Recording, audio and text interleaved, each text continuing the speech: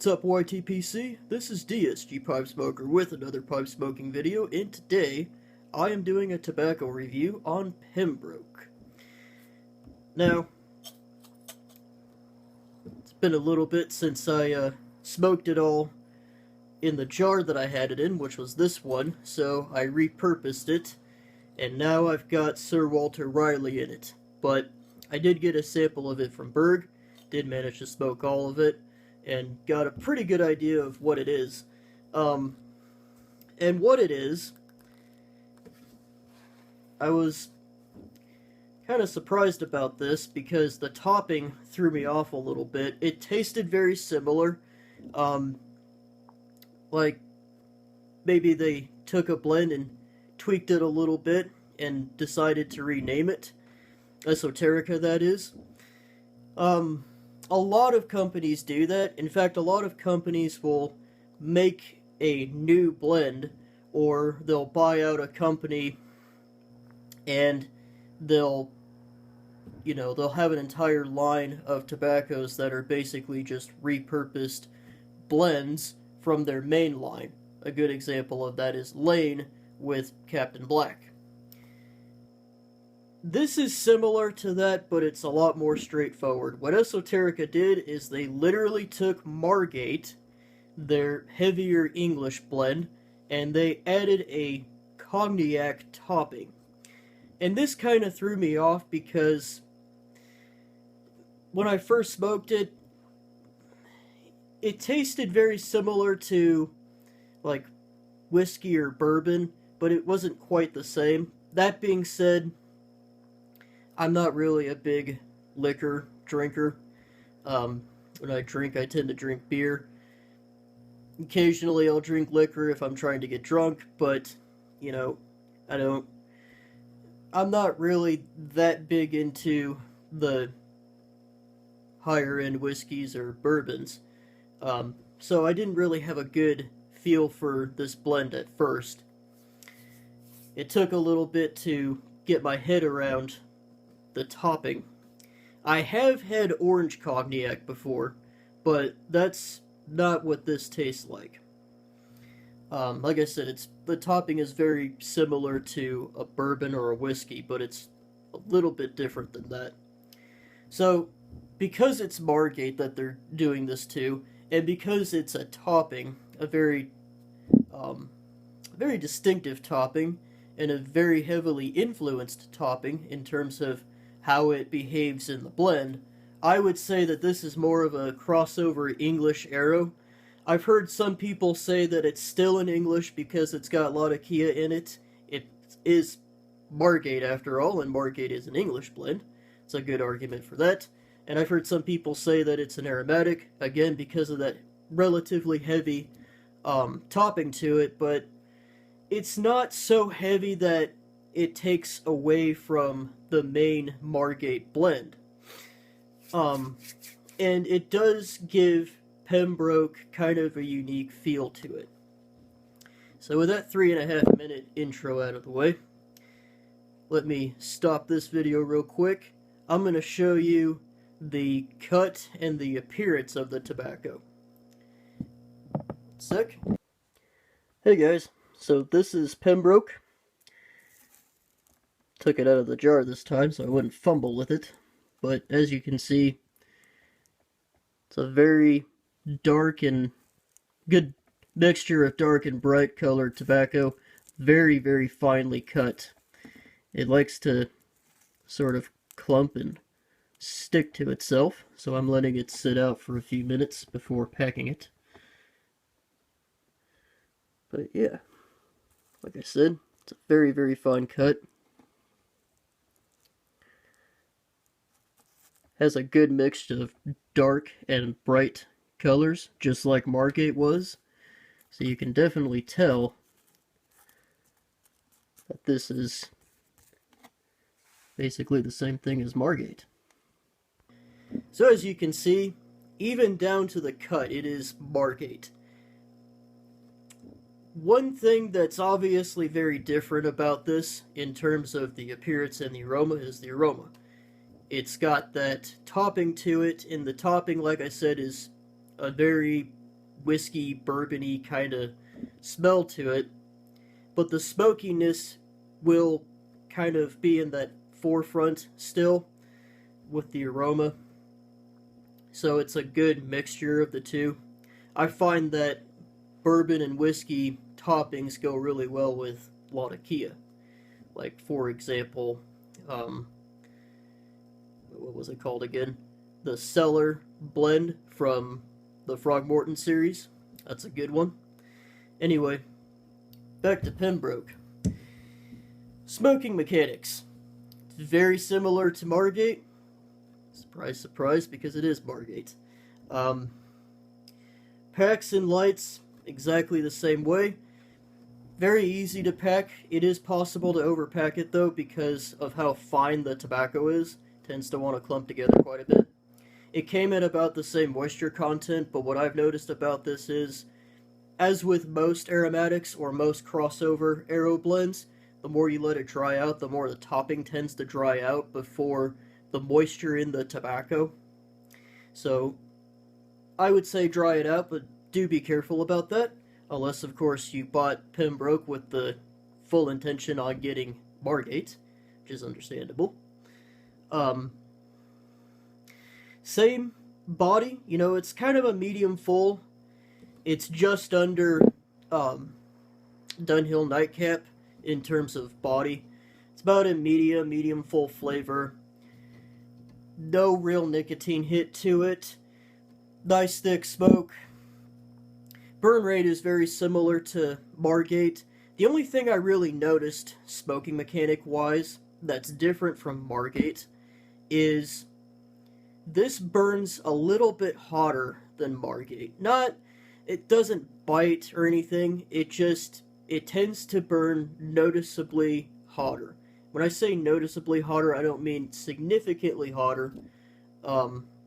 Just, like I said, noticeably hotter. Just enough.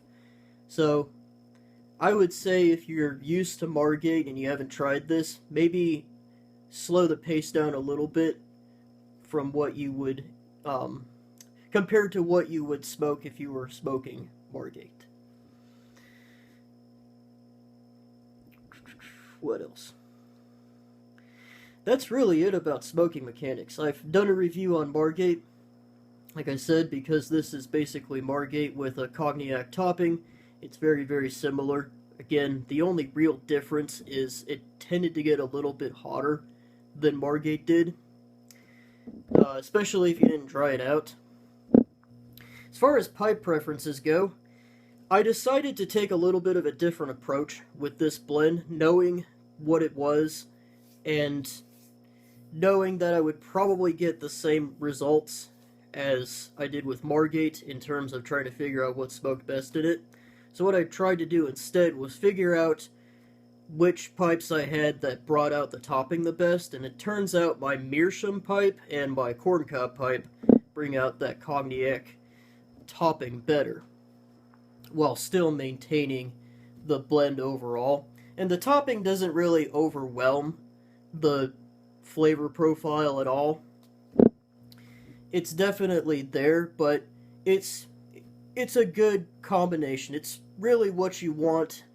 Really what you want in a crossover aero, in my opinion, is you want to still be able to taste the blend itself, but that topping is there, and it's there enough to where you can taste it, and it's part of the blend.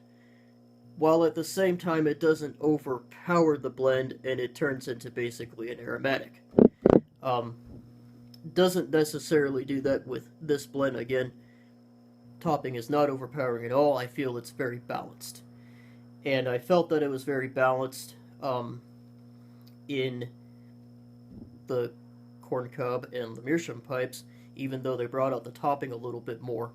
And really, they allowed the topping to stay in the blend a little bit longer. In this blend, what I noticed, actually, we'll get right into the flavor profile with this, but what I've noticed with this, as far as the topping goes, it kind of dies down the more and more you smoke it down the bowl. which is typical of most aromatics and even most crossover blends.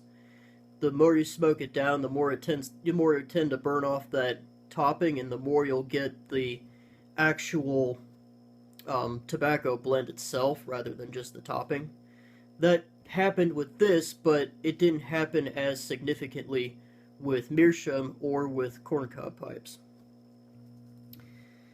As far as the flavor profile goes, if you haven't seen my review on Margate, I would highly suggest you check it out, of course. But if you have not seen it, this is the basic breakdown of it.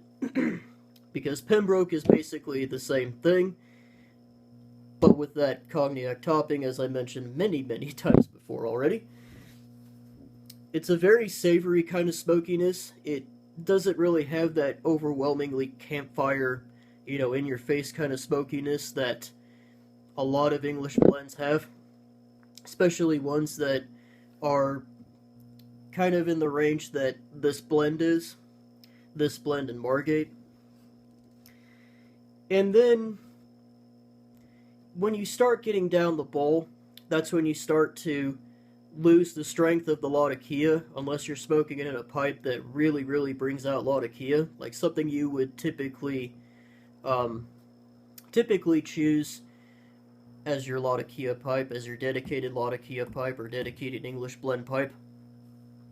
Once you get down to the bottom of the bowl, it starts to turn into more of a smoky, sour, earthy, almost sweet kind of taste to it with a little bit of spiciness to it. But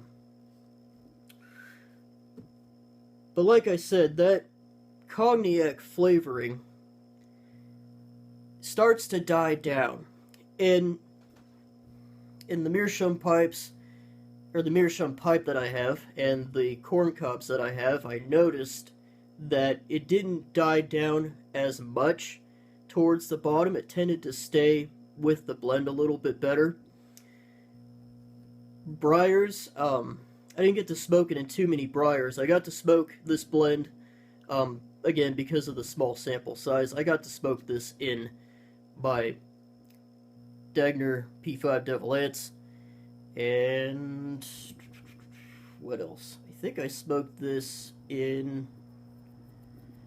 my Peterson, by Dublin Peterson. Yeah, I smoked it in that. And in those pipes, the topping really started to die off after about the halfway point. But like I said, the topping and the blend itself go really well. They go hand in hand with each other. One isn't overpowering the other, so it's a good blend overall. Final thoughts on it. Is it better than Margate? Personally, I don't think so. I think Margate is better than Pembroke. Pembroke is a really good blend, don't get me wrong. It's a matter of personal preference, Pembroke would be a really good blend to give somebody who, wants to try an Esoterica blend, but they're really into crossover blends. Obviously, that would be a really good one to start them out on. That being said, could one use this as a replacement for Margate if they can't find Margate? I think so. I think that if you let it dry out enough, the topping will wear down enough to where the flavor and experience that you get from Margate that you might prefer over Pembroke is doable. That being said, if you like Margate and you want to give it a try, I don't think that, I don't think even the most dedicated English blend smokers are gonna not like it. Again, I think it's a really good blend. I just don't think it's as good as Margate. That is my own personal opinion, though. So with that being said, I hope you guys enjoyed the video. Hope you guys enjoyed that review. My next review will be Velvet. This has been DSG Pipe Smoker with another pipe smoking video. You guys have a good day.